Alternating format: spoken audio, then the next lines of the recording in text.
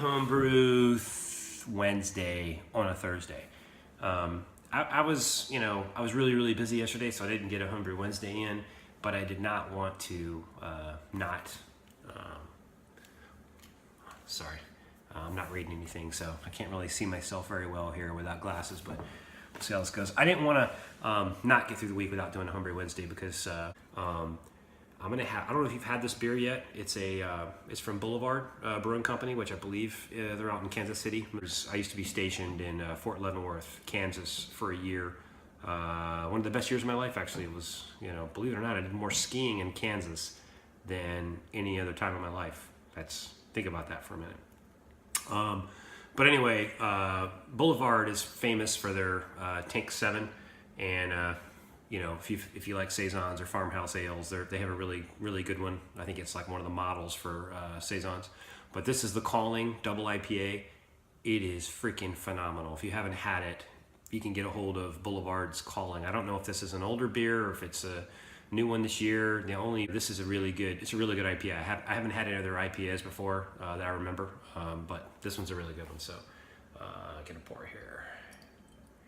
And it's one of those IPAs that's, I guess it's a Midwest / West Coast style. It's not all about the hops.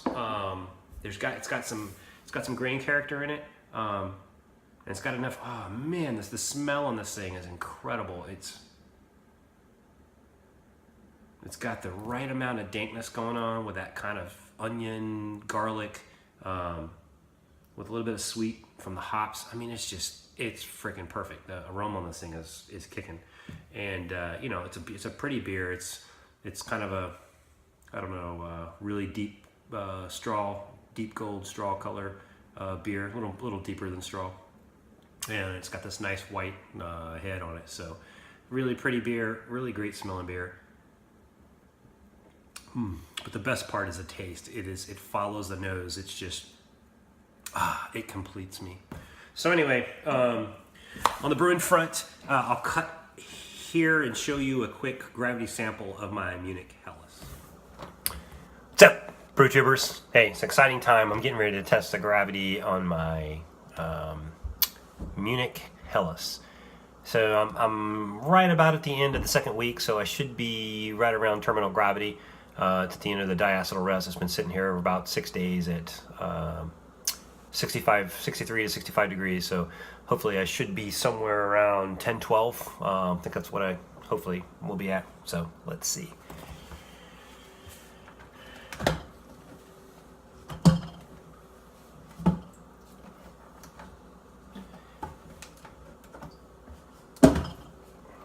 It certainly looks like it's finished out. Beer thief. I know this is like super exciting, but I've never filmed this before, so what the hell? And I'm pretty excited. Something about a lager is just kind of more exciting than an ale. I don't know why, because it's a little harder to brew, I guess. So, last time I tasted this, it tasted really awesome. So, I'm assuming now that it's, the yeast has cleaned up everything, it should be even better.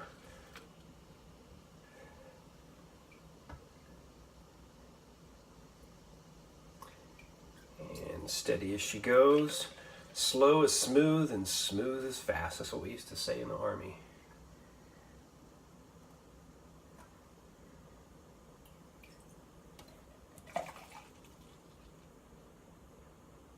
And I should just need a little more. That should be enough. There we go. All right, so put that down. Give it a little smell here.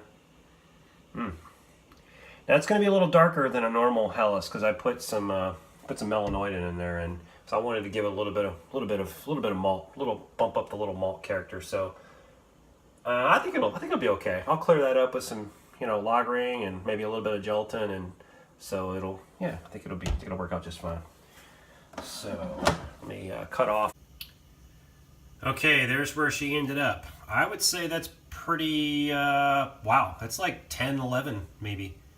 Is that 10, 11? Call that 10, 11? because that little foam ring there probably gets me down to 10, 11. So that's exactly what I was wanting. So awesome. Cheers. So as you see, the Munich Helles is down to about 10, 11. The starting gravity was 1062, so that puts it at about, I think, a 6.7% Munich Helles, which I'm okay. I'm doing, this is like an experiment. I might use it for the block party. I might not. I might just say, hey, you're screwed. I might go buy some German beer or something and bring it in my little fancy cooler. I'll probably end up doing that because I don't think this Munich Helles is going to survive first contact as soon as I get it in the tap. It's a little heavy right now, but it's not. It's when it's warm and it doesn't have as much carbonation because it's just finished fermenting. It tastes a little rich, but I think once I get it carved up and cold, and once it lagers I'm gonna start ramping down the temperature. I started tonight, so I'll ramp down probably 2 degrees every 12 hours, get it down to 36, and probably let it go for a week or two. And then at some point, actually, I'll wait till I get it cold, and then because if I get it cold, then more of the sediment will drop out. Once it gets down to 36, I'll rack it into I'll rack it into a keg or something. I don't know, I'll figure it out. But anyway, I'll let it lager for a while, and I think it's gonna be very tasty. Itching to get into another competition, to get into BJCP competition, so I got the latest Zymergy magazine, so I'm gonna look, find the one closest to me that's coming up soon. Get into shout outs. So I want to send my first shout out to the fine gentleman at Under the Table Brewing. I know you guys had a family loss recently, and very sorry to hear that. Sounds like she had a really great family, a great impact on all you guys, and she just sounded like a great lady. So anyway, I wish you the best, and condolences. But anyway, understand now why, Nate, you've been out of the net for a while, and you're brewing videos. But it's good to see you guys popping back up on the net. So I look forward to your videos down the line. And I believe I owe Elder a beer shipment. And you might not say I don't owe you anything, but he sent me some beer shortly after my surgery, I think, and I still have a couple in there. I think I have this cherry stout that I'm waiting anxiously to try. So I've been waiting for it to get cold because I think I'm down to all his dark beers, and I've been waiting for the weather to get cool, kind of fall weather, so I can start digging into them. So you'll see some review beers. So thank you very much. And it comes with a package that says Elder loves you, and we love you too, Elder. So something tells me a beer fairy will be visiting you in the near future. So anyway, thanks on the table. What else? Shout outs. Tyler from Everdy Homebrewing, Tyler Everson. He sponsored or kind of put together this collaboration homebrew. Congratulations to my man Wally Feck. He won. Well, won. It wasn't really a contest, but we did vote. And if you haven't heard the theme, which means you haven't been watching BrewTube, because we've had plenty of videos on it, but we all paired up and came up. We had like 8 teams. We paired up and we came up with the recipes, through collaboration, and then we each put a different twist on it. So my partner was Josh Hoover out in California, and we did an Imperial Cream Ale and then he did his with some what did he put in his? I think it was orange. No, it wasn't orange. He did his with vanilla. I did mine with habanero and cinnamon, and it's let me tell you the story about this first of all. First let me finish the thought. I have ADHD, can you tell? Thank you, Tyler, for putting that together. I look forward to whatever the next experiment is. If you guys need me to run one of these experiments, let me know. I'm happy to do that too. Whether it's a hop experiment, yeast experiment, or malt experiment, whatever. Thank you so much. That was very cool, and it's what makes this community so awesome.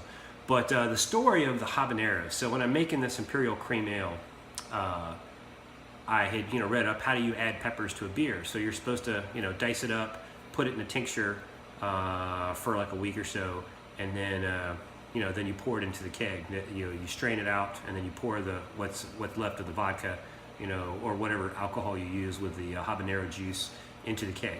So before I even got there, though, I didn't realize how freaking hot a habanero pepper was. I guess I didn't have any kind of concept or perspective there. So I didn't know that you should probably wear surgical gloves when you're cutting these things. So, you know, my hands started burning. And then so I washed my hands vigorously because once I started reading, oh crap, I need to wash my hands. So I washed my hands vigorously, and then I had to go down to the store to get something, and I think I may have touched my face while I was driving. Was not a good thing. My eyes started watering, and I'm like driving like it was like from a scene from the movie Dumb and Dumber, like I literally couldn't see a damn thing. My eyes were swollen up. I had to pull over on the side of the road, and it was ugly. So lesson learned to you: if you're going to do a habanero or any other pepper hotter than that tincture, make sure you wear rubber gloves when you cut it. So I think we have one brew tuber, Canadian Sasquatch, who's down there in Texas right now that may be impacted by the flood. So if you're out there listening, Canadian Sasquatch, if hopefully your house is okay and your family's okay, and thoughts and prayers are with you, and hopefully you've weathered the storm, so to speak.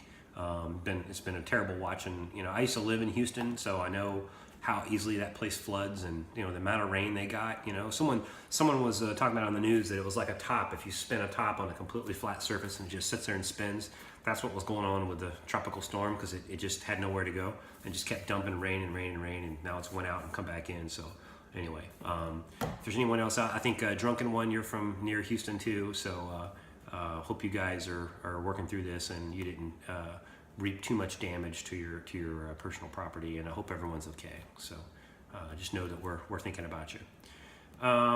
What else? So I already talked about Wild Effect. My man went in the getting the top honors in the collaboration brew. Good job. And thank you to my partner Josh Hoover. It was fun. I've done, I want to say, 3 collaborations this year. If you watched my one of my opening videos of the year, I said this is going to be my theme this is my year of collaboration beers. I started out doing a collaboration with Tyler. We did a saison together, and it was really good, I think. We got some pretty good feedback on it. And by the way, I never heard Not on Sundays Brewing. You had done a video on it, but I never saw it. So feel free to send that on. I'm interested in hearing your thoughts on that saison. So we did that one, and then I did the collaboration with Josh where we did an Imperial Cream Ale, and then I did a collaboration with Tony Yates on kind of our take on a clone of Goose IPA. And that beer didn't last long at all. I actually got to send Tony some while he was here on the East Coast on leave. So anyway, I'm anxious, Tony. I know you're trying to get it together and do your brew. So I really want to. Don't feel you have to send me one all the way here to the States. I know how expensive it is to ship from Norway. So just do a really good review and let me know how it turns out. So I'm curious. But anyway, so I've done 3 collaboration beers this year. It's now going into September. So now I think I'm going to buckle up and start focusing on some individual recipes and do some more creative stuff, and maybe get into some dark beers. I want to do another heavy IPA before the summer runs out. So actually the summer's gone, right? So maybe I missed the boat. And then what else? I think that I haven't seen Rock on Beer for a while. Alex, where you been? Haven't seen you, man. Haven't seen SJ Pour in a while since he's done announcements on his contest. You're the one that started all these Homebrew Wednesdays. So here's a challenge to SJ Pour. I think you might have a little more time on your hands these days. So we want to see some kick-ass Homebrew Wednesdays from the master. So throw some out, man. Curious minds want to know, what are you up to? You've got a shitload of beer down in your basement. I know it. I've seen all those fermentation buckets. So I know you've got all kinds of good stuff going on. So throw on those coveralls, get down there and do a Homebrew Wednesday. We want to see it. And I'll give a pre-shout out to my hub, Larmo22. It's Larmo22, right? Oh, Lentz.